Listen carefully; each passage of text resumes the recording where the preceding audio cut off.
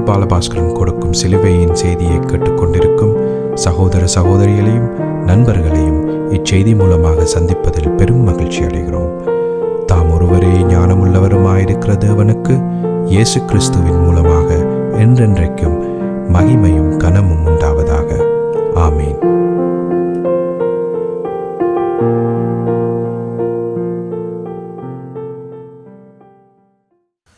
நான் போல் பாலபாஸ்கரன். நான் ஒரு இவாஞ்சலிஸ்ட். சிலுவையின் செய்தி என்ற இந்த நிகழ்ச்சியில் என் சகோதரர்கள், என் சகோதரிகள், என் நண்பர்கள் எல்லோரையும் சந்திப்பதில் நான் பெரும் மகிழ்ச்சி அடைகிறேன். இந்த அருமையான நேரத்தை கர்த்தர் எங்களுக்கு ஒதுக்கி தந்தார். கர்த்தருடைய வேத வார்த்தைகளை உங்களோடு பகிர்ந்து கொள்வது எனக்கு மிகுந்த சந்தோஷத்தை அளிக்கிறது என்பதை நீங்கள் அறிந்து கொள்ள வேண்டும். அப்போ இந்த சிலுவையின் செய்தியினுடைய முக்கியமான நோக்கம் ரோமர் 6ஆம் அதிகாரம், ரோமர் 7ஆம் அதிகாரம், ரோமர் 8ஆம் அதிகாரம் ஆகிய 3 அதிகாரத்தையும் பிரசங்கிப்பதே இந்த சிலுவையின் செய்தியினுடைய நோக்கம் என்பதை நீங்கள் அறிந்து கொள்ள வேண்டும். அதற்கு முன்பு அந்த ரோமர் 6ஆம் அதிகாரம், 7ஆம் அதிகாரம், 8ஆம் அதிகாரம் ஆகிய 3 அதிகாரத்தையும் பிரசங்கிப்பதற்கு முன்பு சிலுவையை பற்றிய அறிவு இதை கேட்பவர்களுக்கு நிச்சயமாக தேவையாக இருக்கிறது. ஏனென்று சொன்னால் அநேகமான கிறிஸ்தவ சபைகளில் சிலுவையை பற்றி போதிப்பதில்லை. ரட்சிப்புக்கு ஒரு வேளை அவர்கள் கிறிஸ்துவை பற்றி கேள்விப்பட்டிருப்பார்கள், அவர் சிலுவையில் செய்ததை பற்றி கேள்விப்பட்டிருப்பார்கள். அதை தவிர வேறு அவர்கள் எதையும் கேள்விப்படவே இல்லை. அநேகமான சபைகளில் இந்த மோசமான துர்ப்பாக்கிய நிலைமை இருக்கிறதை நாம் அறிந்து கொள்ள வேண்டும். ஆனபடியால் சிலுவையின் செய்தியை அறிமுகப்படுத்துவதற்கு முதல் நாங்கள் தெளிவாக ஓரளவுக்கு ஆகுதல் அஸ்திவாரம், சிலுவையை பற்றிய அஸ்திவாரத்தை போடுவது அவசியமாக இருக்கிறது என்பதை நீங்கள் அறிந்து கொள்ள வேண்டும். ஆனபடியால் தான் சில வேத வார்த்தைகளை எடுத்து நான் இப்பொழுது பிரசங்கித்து கொண்டிருக்கிறேன். ஏனென்று சொன்னால் அறிவு மிக முக்கியம். அதற்கு பின்பு நாங்கள் ரோமர் 6ஆம் அதிகாரத்தை பார்க்கலாம். அப்போ நான் தெரிந்து கொண்ட வேத வாக்கியம் மார்க்கு 8:31-33 மிக முக்கியமான வேத வாக்கியம். சிலுவையை பற்றி பிரகடனப்படுத்தும் இந்த வேத வாக்கியத்தில் சாத்தான் இந்த சிலுவையின் செய்திக்கு கொடுக்கிற எதிர்ப்புகளை நீங்கள் அறிந்து கொள்ளக்கூடியதாக இருக்கிறது. கவனமாக கேட்டுக்கொள்ளுங்கள். அல்லாமலும் மனுஷகுமாரன் பல பாடுகள் பட்டு மூப்பராலும் பிரதான ஆசாரியராலும் வேதபாரகராலும் ஆகாதவன் என்று தள்ளப்பட்டு கொல்லப்பட்டு 3 நாளைக்கு பின்பு உயிர்த்தெழுந்திருக்க வேண்டியதென்று அவர்களுக்கு போதிக்க தொடங்கினார். இந்த வார்த்தையை அவர் தாராளமாக சொன்னார். அப்பொழுது பேதுரு அவரை தனியே அழைத்து கொண்டு போய் அவரை கடிந்து கொள்ள தொடங்கினார். அவர் திரும்பி தம்முடைய சிஷ்யரை பார்த்து பேதுருவை நோக்கி, எனக்கு பின்னாக போ சாத்தானே, நீ தேவனுக்கேற்றவைகளை சிந்தியாமல் மனுஷருக்கேற்றவைகளை சிந்திக்கிறாய் என்று சொல்லி அவனை கடிந்து கொண்டார். நாம் இப்பொழுது யெகோவாவிற்கு செல்வோம். அருமையானங்கள் பிதாவே உமக்கு சோஸ்திரம், பரலோகத்தின் தேவனே உமக்கு சோஸ்திரம், கர்த்தராகிய எங்கள் ஆண்டவரே உமக்கண்டைக்கும் சோஸ்திரம், கர்த்தர் நல்லவரே உமக்கு சோஸ்திரம், கர்த்தர் பெரியவரே உமக்கு சோஸ்திரம், கர்த்தர் துதிக்கப்படத்தக்கவர் சோஸ்திரம்.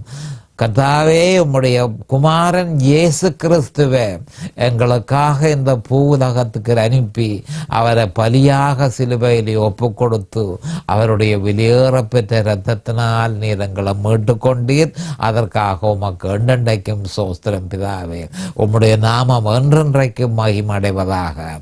அவரை பலியாக சிலுவையில் ஒப்பு கொடுத்து அவருடைய வெளியேறப்பெற்ற இரத்தத்தினால் எங்களை மீட்டு கொண்டது மட்டுமல்ல, எங்களுடைய பாவங்கள் எல்லாவற்றையும் கழுவி பாவத்தின் கடன்கள் எல்லாவற்றையும் கொடுத்து தீர்த்து பாவத்தின் பிடியில் இருந்து எங்களுக்கு விடுதலை தந்து எங்களை நீதிமான்களாக்கி, அருமையான பிதாவே, உம்முடைய கிருபாசனத்துக்கு உம்முடைய கிருபாசனத்துக்கு நேரடியாக வந்து துணிவாக வந்து நம்முடைய தேவைகள் எல்லாவற்றையும் பெற்றுக்கொள்ளக்கூடிய பாக்கியத்தையும் தேவரீர் எங்களுக்கு ஏற்படுத்தி தந்தீர். உம்முடைய உம்முடைய பரிசுத்த ஆவியை எங்களுக்குள் அனுப்பியிருக்கிறீர். அதற்காக உமக்கு என்றென்றைக்கும் ஸ்தோத்திரம் பிதாவே. இதை கேட்டுக்கொண்டிருக்கும் என் சகோதர சகோதரிகள் எல்லோரையும் ஆசீர்வதியும் அபிஷேகியும் பிரகாசமான மனக்கண்களை அவர்களுக்கு கொடுத்தருளும். உம்முடைய வேத வார்த்தைகளை அறிந்து கொள்ளக்கூடிய பாக்கியத்தை அவர்களுக்கு கொடுத்தருளும். அதே நேரம் அடியேனையும் அபிஷேகித்து உம்முடைய வேத வார்த்தைகளை நிதானமான முறையில் போதிக்கத்தக்கதாக உம்முடைய பரிசுத்த ஆவியானவர் தாமே முன்னொன்று போதனையை செய்ய வேணும் என்று இயேசு கிறிஸ்துவின் நாமத்தினால் கேட்டுக்கொள்கிறேன் பிதாவே. ஆமேன் and amen and amen. Hallelujah hallelujah hallelujah. Thank you Jesus. இந்த மார்க் 8:31-33 சொல்லப்பட்டிருக்கிற வேத வாக்கியம் மிகுந்த முக்கியத்துவம் வாய்ந்தது என்பதை நாம் அறிந்து கொள்ள வேண்டும். கிறிஸ்தவர்கள் இதனுடைய தாற்பயத்தையும் ஆவிக்குரிய அர்த்தத்தையும் சரியான முறையில் புரிந்து கொள்ள வேண்டும். அப்போ நாங்கள் பார்ப்போம், அல்லாமலும் மனுஷகுமாரன் பல பாடுகள் பட்டு மூப்பராலும் பிரதான ஆசாரியராலும் வேதபாரகராலும் ஆகாதவன் என்று தள்ளப்பட்டு, அதுவரையும் பார்ப்போம், தள்ளப்பட்டு என்று சொல்லிக்க மத தலைவர்கள் நம்முடைய ஆண்டவராகிய இயேசு கிறிஸ்துவை ஆகாதவன் என்று அவர்கள் நிராகரித்தார்கள். ஏனென்று சொன்னால் அவர்கள் ஒரு சோதனைக்கு உட்படுத்தி தங்களுடைய எதிர்பார்ப்பை இவர் நிறைவேற்றுவாரோ என்று சொல்லி அவர்கள் எதிர்பார்த்தார்கள். அவர்களுடைய எதிர்பார்ப்பு என்ன? அதாவது ரோமருடைய பிடியிலே இருந்து தங்களை முற்று முழுதுமாக விடுதலை ஆக்க வேணும். ஆனபடியால் வந்திருக்கும் இவர் ஒரு இராணுவ ஜெனரல் மாதிரி வந்து எங்களுடைய இந்த பிடியிலே இருந்து, ரோமன்ற பிடியிலே இருந்து எங்களை முற்று முழுதுமாக விடுதலை செய்ய வேணும் என்பதே அவர்களுடைய எதிர்பார்ப்பு. ஆனால் ஆண்டவர் அதற்கு வரவில்லை என்பதை அவர்கள் மிகுந்த பிரியத்தனத்தின் மத்தியில் அறிந்து கொண்டார்கள் என்று காணக்கூடியதாக இருக்கிறது. ஏனென்று சொன்னால் ஆண்டவராகிய இயேசு கிறிஸ்து மனுஷகுலத்தின் பிரச்சனை பாவம். அந்த பாவத்திலிருந்து மனுஷனை விடுதலை பண்ணுவதற்காக தன்னை பலியாக ஒப்பு கொடுப்பதற்காகவே அவர் வந்திருக்கிறாரே தவிர ரோமன்ற பிடியிலே இருந்து மனுஷனை விடுதலை கொடுக்கிறதற்கு அவர் வரவில்லை. அப்ப முதலாவது வருகையின் போது அவருடைய முக்கியமான நோக்கம் மனுஷனை பாவத்திலே இருந்து விடுதலை கொடுக்கிறது தான் அவருடைய முக்கியமான நோக்கம். அதற்கு அவருடைய மகா பரிசுத்தமான சரீரத்தை அவர் பலியாக கொடுக்கவே வந்திருக்கிறார் என்பதை நாம் அறிந்து கொள்ள வேண்டும். அப்ப மத தலைவர்களுடைய எதிர்பார்ப்புக்கு அது சரியானதாக இருக்கவில்லை. ஆனபடியால் ஆகாதவன் என்று தள்ளப்பட்டு நிராகரித்தார்கள். மத தலைவர்கள் நிராகரித்தார்கள்.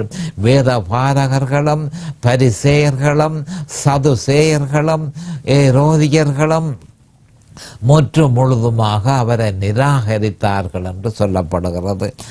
அப்போ அவர் அதே நேரம் அவர் என்ன சொன்னார்? என்ன நடக்க போகுது? அதாவது வேத பாரகராலும் ஆகாதவன் என்று தள்ளப்பட்டு கொல்லப்பட்டு 3 நாளைக்கு பின்பு உயிர்த்தெழுந்திருக்க வேண்டியதென்று அவர்களுக்கு போதிக்க தொடங்கினார். அப்ப சிஷ்யர்களுக்கு அவர் என்ன சொல்கிறார் என்று சொன்னால், நான் மத தலைவர்களால் நிராகரிக்கப்படுவேன், நான் கொல்லப்படுவேன், ஆனால் 3 நாளைக்கு பின்பு நான் உயிர்த்தெழுந்திருப்பேன் என்று அவர்களுக்கு உபதேசிக்க தொடங்கினார்.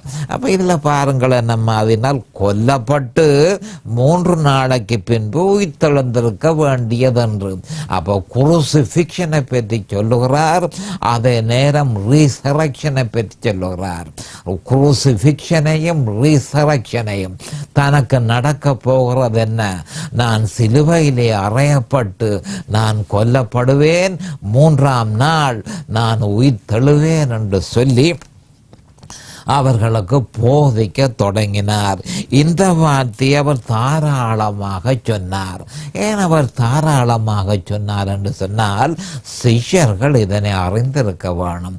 தன்னுடைய மரணம், தன்னுடைய உயிர்த்தெழுதல், தன்னுடைய மரணம், தன்னுடைய உயிர்த்தெழுதல், அது ரெண்டும் அவர்களுக்குள், அது ரெண்டையும் அவர்கள் விசுவாசிக்க வேணும். அவர்கள் விசுவாசிக்கும் பொழுதுதான் அவர்கள் மறுபிறப்பை பெறுவார்கள் என்ற நோக்கத்தில் நம்முடைய ஆண்டவர் திருப்பி திருப்பி திருப்பி இந்த வேத வார்த்தைகளை அவர்களுக்கு உபதேசித்தார் என்று சொல்லப்படுகிறது. அப்பொழுது பேதுரு அவரை தனியே அழைத்து கொண்டு போய் அவரை கடிந்து கொள்ள தொடங்கினான் என்பதை நாம் அறிந்து கொள்ள வேணும். அப்போ என்ன நடந்தது என்று சொன்னால், பேதுரு உடனடியாக அவருடைய தோளில் கையை போட்டு அவர் ஒரு மூலைக்கு அழைத்து கொண்டு போய் கடிந்து கொள்ள தொடங்கினான். எப்படி கடந்து கொள்ள தொடங்கினான்? அவர் சொன்ன வார்த்தைகள் எல்லாவற்றையும் முற்று முழுதுமாக நிராகரித்து மிகவும் கடுமையாக ஆண்டவரோடு அவன் பேசினான் என்று சொல்லி இங்கு நாங்கள் அறியக்கூடியதாக இருக்கிறது. அவர் திரும்பி தம்முடைய சிஷ்யரை பார்த்து பேதுருவை நோக்கி, எனக்கு பின்னாக போ சாத்தானே, நீ தேவனுக்கேற்றவர்களை சிந்தியாமல் மனுஷருக்கேற்றவர்களை சிந்திக்கிறாய் என்று சொல்லி அவனை கடிந்து கொண்டார். அப்போ கவனமாக நீங்கள் கேட்டுக்கொள்ள வேண்டியது, அப்போ ஆண்டவர் பேதுருவை பார்த்து அவர் திரும்பி தம்முடைய சிஷ்யரை பார்த்து, அப்படியா இருந்தால் ஒரு மிக முக்கியமான ஒரு தகவல்களை பேதுருக்கு மட்டுமல்ல சிஷ்யர்களுக்கும் சேர்த்து அவர்களுக்கும் விளங்கப்படுத்த வேண்டியதாக இருக்கு. ஆனபடியால் அவர் திரும்பி தம்முடைய சிஷ்யரை பார்த்து பிறகு பேதுருவை நோக்கி அப்போ என்ன சொல்லுகிறார் என்று சொன்னால், பேதுருவில் சாத்தான் முற்று முழுதுமாக பேதுருவை ஒப்ரஸ் பண்ணி பேதுருவனுடைய வோக்கல் கோடை அவன் பாவித்து பேதுரு மூலமாக ஆண்டவருடைய வார்த்தையை அவன் நிராகரிக்கிறதை நாம் காணக்கூடியதாக இருக்கிறது. ஆனால் பேதுருவுக்கு தெரியாது தனக்கு என்ன நடக்குதுன்றதை.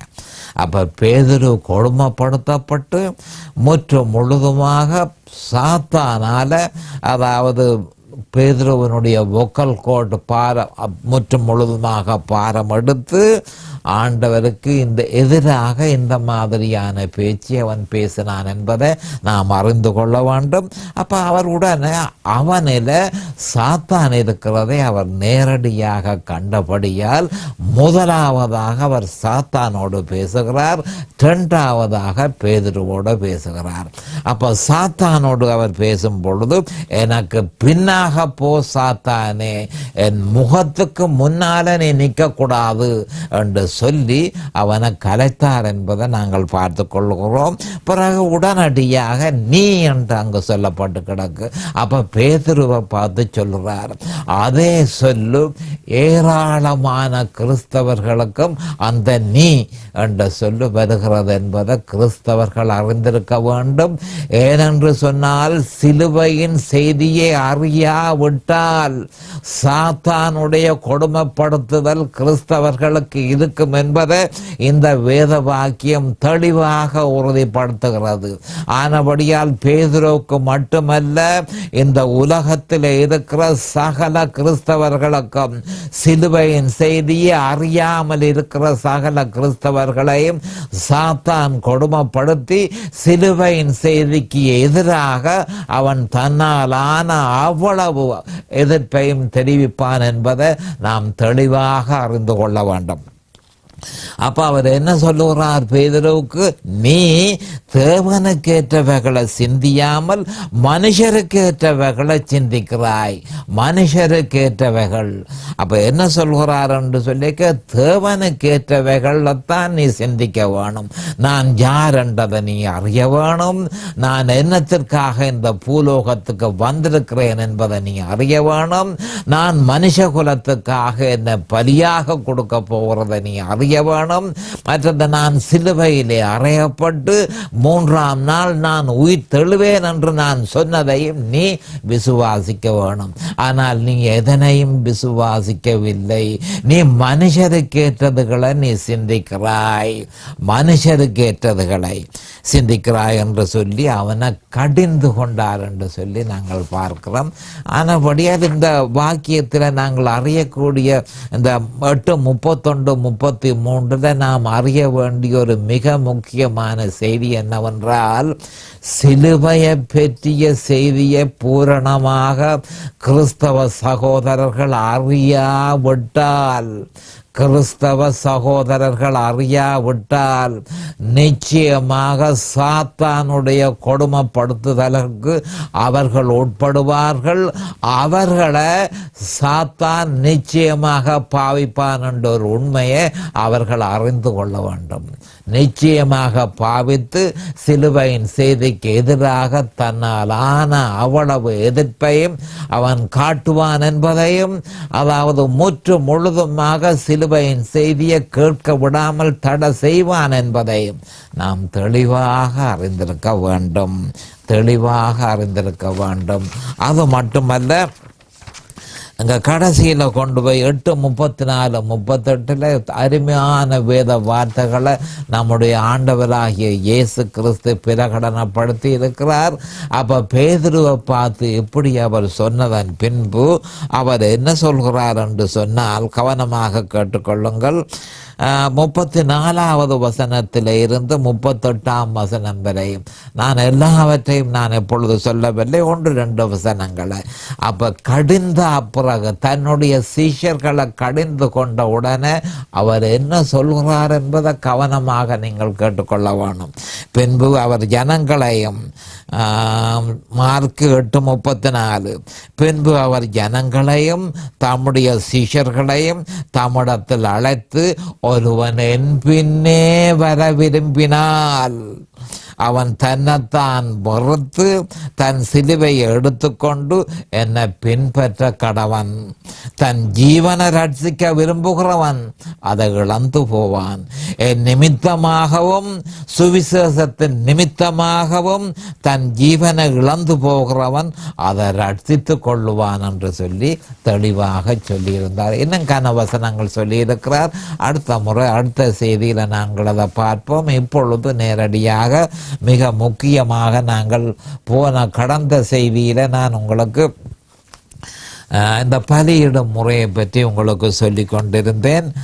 அப்போ இந்த பலியிடும் முறையை பற்றி நாங்கள் பார்க்கும் பொழுது 4ஆம் அதிகாரத்தில், ஆதியாகமம் 4ஆம் அதிகாரத்தில் இந்த பலியிடும் முறை ஆரம்பித்து பழைய ஏற்பாடு முழுக்க இந்த பலியிடும் முறை நடைமுறையில் இருந்தது என்பதை நாம் அறிந்து கொள்ள வேணும். இந்த பலியிடும் முறையை அவர் இன்ட்ரடியூஸ் பண்ணி அதை அனுமதித்து அவர் என்ன செய்தார் என்று சொன்னால் அவர்களுடைய பாவத்தை அவர் மூடிக்கொண்டார் என்று சொல்லி நாங்கள் அறிந்து கொள்ள வேணும். அப்போ எல்லாரும் தங்களுடைய பாவத்தை மூடிக்கொண்டார்கள் என்பதல்ல, இந்த பலியை விசுவாசிக்கிறவர்கள், பலி பிரதிநிதிப்படுத்துகிறதை விசுவாசிக்கிறவர்களுடைய பாவங்கள் மூடப்பட்டது என்பதை நாம் அறிந்து கொள்ள வேண்டும். அப்போ பலியிடும் முறையில் கிறிஸ்து என்ன செய்வார்? அப்போ பலியிடும் முறை என்னத்தை அங்கே விளங்கப்படுத்துகிறது என்று சொன்னால், பலியிடும் முறையில் சிலுவையில் கிறிஸ்து என்ன செய்வார் என்பதை அடையாளமாக காட்டியது என்பதை நாம் அறிந்து கொள்ளும். என்ன திருப்பி அதை இன்னும் இருக்கா சொல்ல விரும்புகிறேன். இந்த பலியிடும் முறை பிரதிபலிக்கிறது என்ன? இந்த பலியிடும் முறை பிரதிபலிக்கிறது என்னவென்றால், சிலுவையில் நம்முடைய ஆண்டவராகிய இயேசு கிறிஸ்து என்ன செய்வார் என்பதை பற்றி ஒரு அடையாளமாக இந்த பலியிடும் முறை காட்டியது என்பதை நாம் தெளிவாக அறிந்து கொள்ள வேணும். அப்போ பவுல் அப்போஸ்தலர் எபிரேயரில், புதிய ஏற்பாட்டில் எபிரேயரில் இதை பற்றி கொஞ்சம் சொல்லியிருக்கிறார். அப்போ அவர் என்ன சொல்கிறார் என்று சொல்லியிருக்க, வாசஸ்தலத்தை உதாரணமாக எடுத்துக்கொண்டார். அப்போ இந்த வாசஸ்தலம் இதுகளெல்லாம் பழைய ஏற்பாடுகளில் தான் இருந்தது. அந்த பழைய ஏற்பாட்டில் இருந்த வாசஸ்தலத்தை இந்த புதிய ஏற்பாட்டில் கொண்டு வந்து அது சொன்னது என்ன, அது எதை பற்றி அது நீங்கள் எதை விசுவாசிக்க வேணுமென்று அது சொன்னது என்றதெல்லாத்தையும் அங்கே விளங்கப்படுத்தி இருக்கிறார். அப்போ நாங்கள் கவனமாக பார்த்து கொள்வோம். எபிரேயரில் உதாரணமாக காட்டப்பட்ட வாசஸ்தலம் முற்று முழுவதும் கிறிஸ்துவ பற்றியும் அவர் பாவ நிவர்த்தி செய்கிறவர் என்பதையும் அவர் மத்தியஸ்தராக இருந்தார் என்பதையும் அவர் வேண்டுதல் செய்கிறவராக இருந்தார் என்பதையும் படம் பிடித்து காட்டுகிறது. உண்மையில் உயிர்த்தெழுதலை பற்றி அங்கு எந்த விதமான அடையாளமும் கொடுக்கப்படவில்லை. அப்போ முற்று முழுதுமாக கிறிஸ்து சிலுவையிலே என்ன செய்வார் என்பதை காட்டியது. அப்போ முற்று முழுதுமாக சிலுவையை பற்றியதே அந்த வாசஸ்தலம் என்பதை நாம் அறிந்து கொள்ள வேண்டும். அப்போ எபிரேயரில் பழைய ஏற்பாட்டில் காட்டப்பட்ட அந்த வாசஸ்தலம் உதாரணமாக எடுத்து கொள்ளப்பட்டு எபிரேயர்களுக்கு ஒரு புத்திமதியை பவுல் அப்போஸ்தலர் காண்பிக்கிறார். எப்படி என்றால் அந்த வாசஸ்தலம் பிரதிநிதித்துவம் செய்கிறது என்ன, அது என்னத்தை பிரதிநிதித்தம் செய்தது? அப்போ அது சிலுவையை முற்று முழுதுமாக படம் பிடித்து காட்டியது, கிறிஸ்துவை படம் பிடித்து காட்டியது. மற்றது கிறிஸ்து பாவ நிவர்த்தி செய்கிறவராகவும், கிறிஸ்து மத்தியஸ்தராகவும், கிறிஸ்து வேண்டுதல் செய்கிறவராகவும் எபிரேயரில் படம் பிடித்து காட்டப்பட்டது என்பதை நாம் அறிந்து கொள்ள வேண்டும். ஆனால் உயிர்த்தெழுதலை பற்றி அவ்வளவாக ஒன்றுமே சொல்லவில்லை. எல்லாமே சிலுவையை பற்றியே சொல்லப்பட்டு வந்தது என்பதை நாம் அறிந்து கொள்ள வேண்டும்.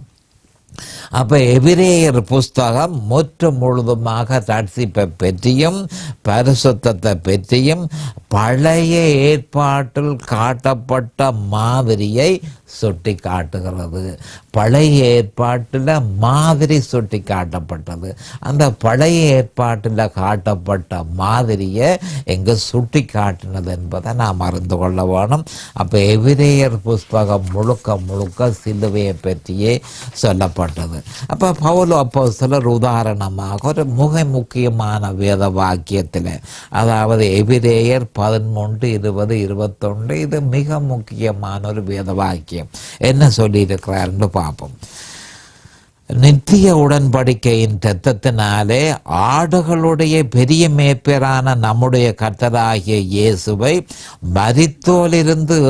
மரித்தோரிலிருந்து ஏறி வர பண்ணின சமாதானத்தின் தேவன் இயேசு கிறிஸ்துவை கொண்டு தமக்கு முன்பாக பிரியமானதை உங்களில் நடப்பித்து நீங்கள் தம்முடைய சித்தத்தின்படி செய்ய உங்களை சகலவித நற்கிரியைகளும் சீர்பொருந்தினவர்களாக்குவாராக.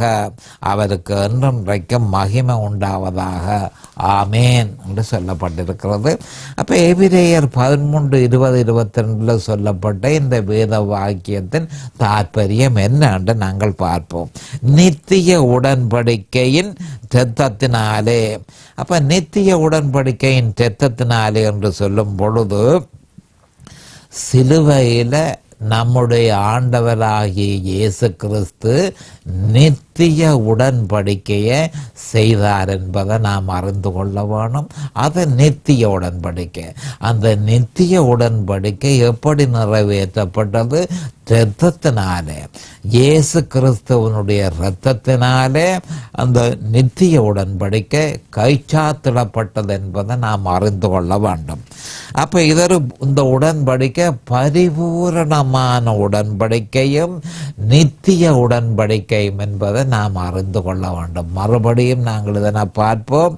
எபிரேயர் 13, 20, 21 நித்திய உடன்படிக்கையின் இரத்தத்தினாலே. அப்போ என்ன சொல்லப்படுகிறது? இங்க சிலுவையை சுட்டி காட்டப்படுகிறது. அப்போ சிலுவையில இயேசு கிறிஸ்து இரத்தம் சிந்தினார். அந்த இரத்தத்தினால நித்திய உடன்படிக்கை கைச்சாத்திடப்பட்டது என்பதை நாம் நாம் அறிந்து கொள்ள வேண்டும். ஆனபடியால் இந்த உடன்படிக்கை பரிபூரணமான உடன்படிக்கை என்பதும் நித்திய உடன்படிக்கையும் என்பதையும் நாம் அறிந்து கொள்ள வேண்டும்.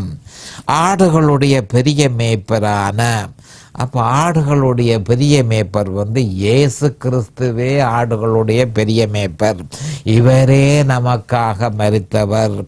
இவரையே தேவன் மரித்தோரிலிருந்து எழுப்பினார் என்பதை நாம் அறிந்து கொள்ள வேண்டும். ஆடுகளுடைய பெரிய மேய்ப்பர் இயேசு கிறிஸ்து. இவரே நமக்காக சிலுவையில் மரித்தார். இவரையே நம்முடைய பிதா பரமபிதா மரித்தோரிலிருந்து எழுப்பினார் என்பதையும் நாம் தெளிவாக அறிந்திருக்க வேண்டும். அடுத்ததாக நம்முடைய கர்த்தராகிய இயேசுவை மரித்தோரிலிருந்து ஏறி வர பண்ணின. அப்ப என்ன அங்கு சொல்லப்படுகிறது?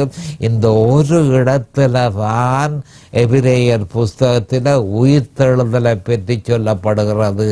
வேறு ஒரு இடமும் உயிர்த்தெழுதலை பற்றி சொல்லப்படவில்லை. முழுக்க சிலுவையை பற்றியே சொல்லப்படுகிறது. இந்த ஒரே ஒரு இடத்திலேயே மரித்தோரிலிருந்து ஏறி வர பண்ணின அந்த உயிர்த்தெழுதலை பற்றி இங்கு சொல்லப்படுகிறது. ஒரே ஒரு முறை சொல்லப்பட்டிருக்கிறது. சமாதானத்தின் தேவன் என்று சொன்னால் என்னத கவனமாக கேட்டுக்கொள்ளுங்கள். வீழ்ந்து போன மனிதனுக்கும் தேவனுக்கும் இடையில சமாதானம் ஏற்படுத்தப்பட்டது. வீழ்ந்து போன மனிதனுக்கும் தேவனுக்கும் இடையில ஆரம்பத்தில் பெரிய ஒரு குழப்பம் இருந்தது. அவனுக்குள்ள பாவம் இருந்தபடியினால் தேவன் மனுஷனோட எந்த விதமான தொடர்பையும் ஏற்படுத்த விரும்பவில்லை. இப்பொழுது அந்த பாவத்துக்கு தீர்வு கண்டபடியினால் தேவனுக்கும் மனுஷனுக்கும் இடையில சமாதானம் ஏற்படுத்தப்பட்டது என்பதை நாம் அறிந்து கொள்ள வேண்டும். கிறிஸ்து மனிதன் சார்பையில் சிலுவையில், மறுபடியும் சொல்லுகிறேன், கிறிஸ்து மனிதனுடைய சார்பில் சிலுவையில் செய்து முடித்ததன் மூலமே இந்த சமாதானத்தை நாம் பெறக்கூடியதாக இருந்தது என்பதை நாம் அறிந்து கொள்ள வேண்டும். அப்ப இயேசு கிறிஸ்துவை கொண்டு உண்மை என்னவென்றால் இயேசு கிறிஸ்துவின் மூலமாகவே தேவனுக்கு ஏற்றவர்களை நாம் செய்ய முடியும் என்பதை நாம் அறிந்து கொள்ள வேண்டும். தமக்கு முன்பாக பிரியமானதை உங்களில் நடப்பித்து, இதற்காகவே பரிசுத்த ஆவியானவர் நமக்கு உள்ளுக்குள் அனுப்பப்பட்டார். தமக்கு முன்பாக பிரியமானதை உங்களில் நடப்பித்து, அதை நடப்பிக்கிறதற்காக நாங்கள் செய்யக்கூடாது, அதை நாங்கள் செய்கிறதற்கு ஏதுவாக பரிசுத்த ஆவியானவரை நமக்குள்ளுக்குள் அனுப்பினார். அவர் கிறிஸ்து மூலமாக இதனை செய்தார். இதை செய்வார் என்பதை நாம் அறிந்து கொள்ள வேண்டும். அப்ப நீங்கள் தம்முடைய சித்தத்தின்படி செய்ய உங்களை சகலவித நற்கிரியைகளிலும் சீர்பொருந்தினவர்கள் ஆக்குவாராக. அவருக்கு என்றென்றைக்கும் மகிமை உண்டாவதாக. ஆமேன்.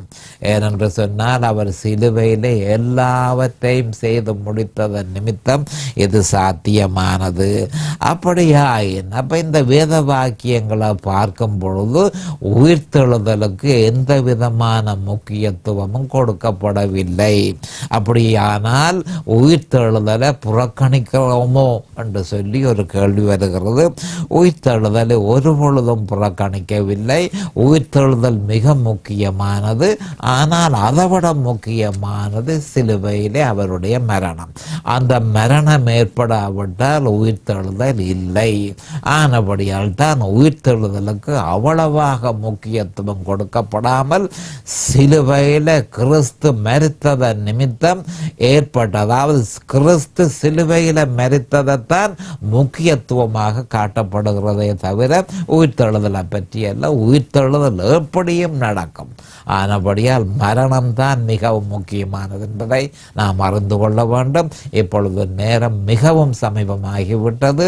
அடுத்த செய்தியில் நான் உங்களை சந்திக்கும் வரை கர்த்தராகிய இயேசு கிறிஸ்துவின் நாமத்தினால் நான் உங்களை ஆசீர்வதிக்கிறேன். அவருடைய கிருபையும் அவருடைய இரக்கமும் உங்களுக்கு தாராளமாக கிடைப்பதாக. இயேசுவின் நாமத்தில் பரிசுத்த பிதாவே, ஆமேன். இந்த சிலுவையின் செய்தியை கேட்பவர்கள் அதன் ஆவிக்குரிய பலனை பூரணமாக அடைய வேண்டும் என்பதே நம்முடைய பிரார்த்தனையாகும். தொலைபேசி மூலம் தொடர்பு கொள்ள விரும்புவோர் 647-465-1224 மூலமும், இமெயில் மூலம் தொடர்பு கொள்ள விரும்புவோர் paulbalabhaskaran@gmail.com மூலமும் தொடர்பு கொள்ளலாம்.